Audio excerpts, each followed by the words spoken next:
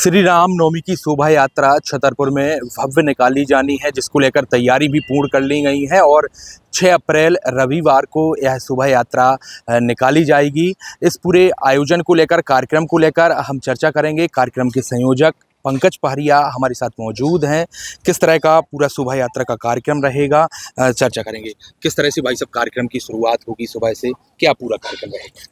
आप पहले ही देख चुके हैं कि 9 दिन से राममय पूरा शहर का वातावरण है और कल जैसे ही 12 बजे पहले रामलीला का मंचन इसी मंच पे खेला जाएगा। मंच के बाद राम जन्म होगा 12 बजे।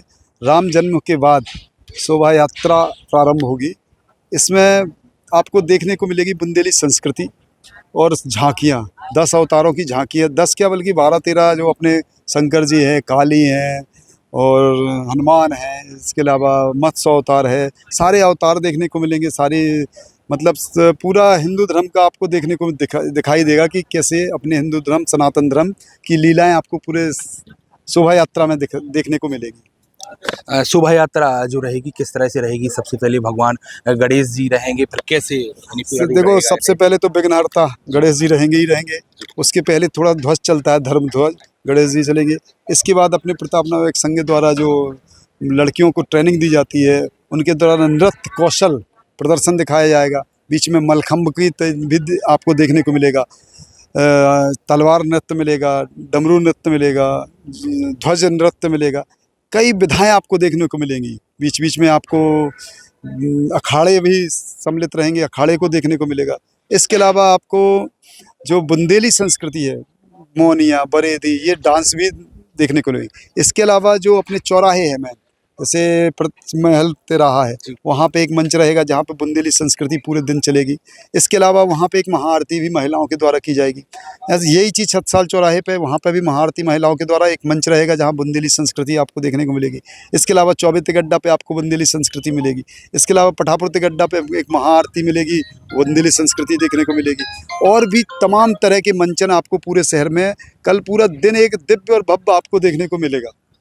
जो दिव्य रथ है वह भी शोभा यात्रा में चलेगा, वह किस तरह से? वो जब रथ, हाँ, भगवान इस बार का रथ भी अनोखा है। आप देखेंगे उतना सुंदर रथ बनाया गया है, आप देखते ही उसमें आप बिल्कुल ना आंखें एकदम लग जाएंगी कि देखने के लिए।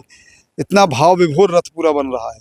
और जैसे रथ जब आपको कल देखने को मिलेगा, उसमें जब अपने राम दरबार रहेगा, रामचंद्र जी रहेंगे, भगवान रहेंगे, जब उनकी झांकी आपको देखने को मिलेगी तो निश्चित ही एक वातावरण एक अलग ही देखने को मिलेगा। इसके अलावा आपको एक चीज़ बता रहे हैं, हम पूरे शहर से एक अपील करना चाहते हैं कि जो डीजे वगैरह लोग लेके आ रहे हैं, झांकियाँ लेके आ रहे हैं, उसमें मतलब प्रदूषण ना हो, ध्वनि प्रदूषण, इसको ज़रूर चिंता करें। और कहीं भी कोई भी संगीत ऐसा ना बजे जिससे कोई दिक्कत पैदा हो किसी को भी। सिर्फ राममय और भक्ति के भाव से उत्पुरुष भजन बजें, यही सब चीज़ें बजें, जिससे इस शोभा यात्रा को, जो अपना लक्ष्य है कि जिस तरीके से जगन्नाथपुरी की शोभा यात्रा विश्वविख्यात है, अगर छतरपुर की रामनवमी को भी अगर अपने लक्ष्य लेके चल रहे हैं कि अपन को शोभा यात्रा को बहुत बड़ा बनाना है, तो कुछ अनुशासन तरीके से काम करना होगा, तभी जाके हम इस ओर आगे बढ़ सकते हैं। शोभा यात्रा का जगह जगह स्वागत भी होगा और बड़ा ही उत्साह है। और कुछ लोग ऐसे भी इन्हीं शोभा यात्रा में शामिल हो जाते हैं, उपद्री या इन सब चीज़ों को लेकर, कोई नशा में शोभा यात्रा में शामिल ना हो, इसको लेकर निश्चित ही इसके लिए सख्त निर्देश जारी किए गए हैं। अगर कोई भी व्यक्ति नशा में अगर पाया जाता है, उसको तुरंत पुलिस उसको गिरफ्तार कर सकती है और गिरफ्तार करके उसको अंदर कर सकती है। कोई भी अवैध हथियार के लेके भी नहीं आ सकते। अगर कोई इस तरीके के लोग आते हैं तो उनको तुरंत मतलब सीधा समिति का भी है कि अगर कोई इस तरह असामाजिक लोग हैं, उनको तुरंत आप उनको साइड करें या उनको अंदर करें। जब तक शोभा यात्रा ना हो जाए, जब तक उनको अंदर रखा जाए। ये श्री राम सेवा समिति अपील करती है प्रशासन से। कोई दिक्कत नहीं है, अगर गलत नीयत से लोग हैं, गलत आचरण दिखा रहे हैं, तो उनको अंदर कर दिया जाएगा। इसमें किसी को कोई आपत्ति नहीं होगी और करना भी चाहिए, क्योंकि राम जी की शोभा यात्रा है, मर्यादा पुरुषोत्तम राम कहलाते हैं। तो हम चाहते हैं हर चीज़ अपनी मर्यादा में रहे, अनुशासित रहे, तभी जाके अपन रामनवमी का पर्व बहुत अच्छे से और दिव्य मना सकते हैं। बड़ी संख्या में यानी लोग शामिल हुए, गाजे के बाजे के साथ एक पूरी शोभा यात्रा निकलेगी। आपने कहा भी है कि जो वॉल्यूम है यानी ध्वनि प्रदूषण ना हो, किसी को दिक्कत ना हो, तो कितने डीजे होंगे, कितने घोड़े रहेंगे, यदि एक संख्या की बात करें? देखो, डीजे तो काफ़ी होने की उम्मीद है और सब डीजों का उनका कहा गया है कि एक वॉल्यूम फिक्स किया गया है कि इसमें रखना है, किस वॉल्यूम में आप ही बजाएंगे। इसके अलावा जो घोड़े रहेंगे जिसमें मतलब झांकियाँ रहेंगी। इसके अलावा राम रथ के साथ 11 जो हमने बताया कई अवतारों की कई चीज़ें देखने को मिलेंगी। इसके अलावा एक तो ट्रक पे आपको परशुराम भी मिलेंगे, शंकर जी भी मिलेंगे। इसके अलावा अपना ये मयूर नृत्य भी करते लोग मिलेंगे। आपको कल बहुत सी चीज़ें देखने को मिलेंगी। बहुत सी चीज़ें तो हमें भी पता नहीं होगी, लोग बना के लाते हैं, झांकियाँ बना के लाते हैं और आपको देखने को मिलेंगी। एक आखिरी सवाल और भाई साहब, हाँ, सब शहरवासियों से, जिले वासियों से क्या अपील करना चाहेंगे इस कल शोभा यात्रा में? हम तो यही चाहेंगे कि सारे शहरवासी, एक एक व्यक्ति, सनातन धर्म से जुड़ा हुआ एक एक व्यक्ति आए और इस शोभा यात्रा को दिव्य भव्य बनाने में पूरा सहयोग करे। सारे प्रतिष्ठान वैसे भी बंद रहते हैं, तो हम चाहते हैं कि वो शामिल हों।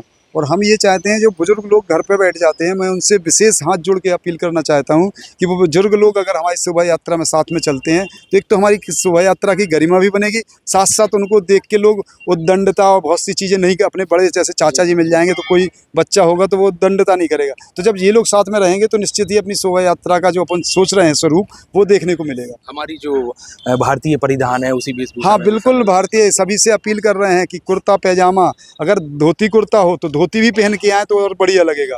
बढ़िया स्वाफा बंधा हो, कुर्ता हो, पैजामा हो, गमछा डला हो और बढ़िया लगे कि हाँ शोभा यात्रा में राम जी के जन्म में शामिल होने आए हैं।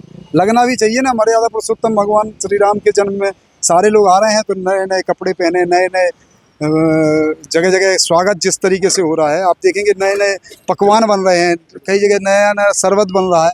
इस तरीके से बहुत जगह स्वागत आपको कल देखने को मिलेगा और हर बार मिलता है, इस बार और उसकी तैयारी है। और रात को आप देखते ही हैं लाइटिंग से पूरा शहर जगमगाहट रहता है।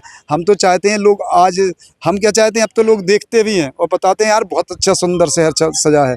लोग जाते हैं, वीडियो बना रहे हैं, अपनी सेल्फी खींच रहे हैं, सोशल मीडिया पे डाल रहे हैं और डालना भी चाहिए। हम तो कह रहे हैं और ज़्यादा डालें और इंस्टाग्राम पे डालें, सारी चीज़ों पे डालें जिससे अपने यहाँ की रामनवमी की शोभा यात्रा बढ़े।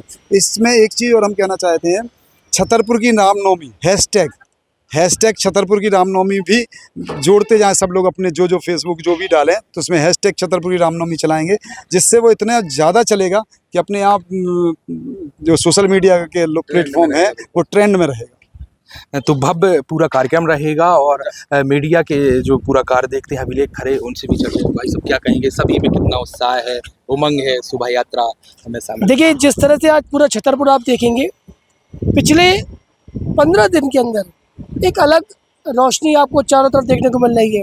शहर का कोई भी ऐसा हिस्सा नहीं है जहाँ पर रोशनी की जगमगाहट ना हो। लोग सपरिवार शाम के समय निकलते भी हैं और शहर की इस जगमगाहट रोशनी को देख के लोगों में एक प्रेरणा है कि ये छतरपुर अब कैसा अद्भुत अद्वितीय लगने लगा है। जिस छतरपुर में रामनवमी के शुरुआत के बाद से आज 1920वां साल है, आप देखिए लोग बाहर से तक देखने आते हैं।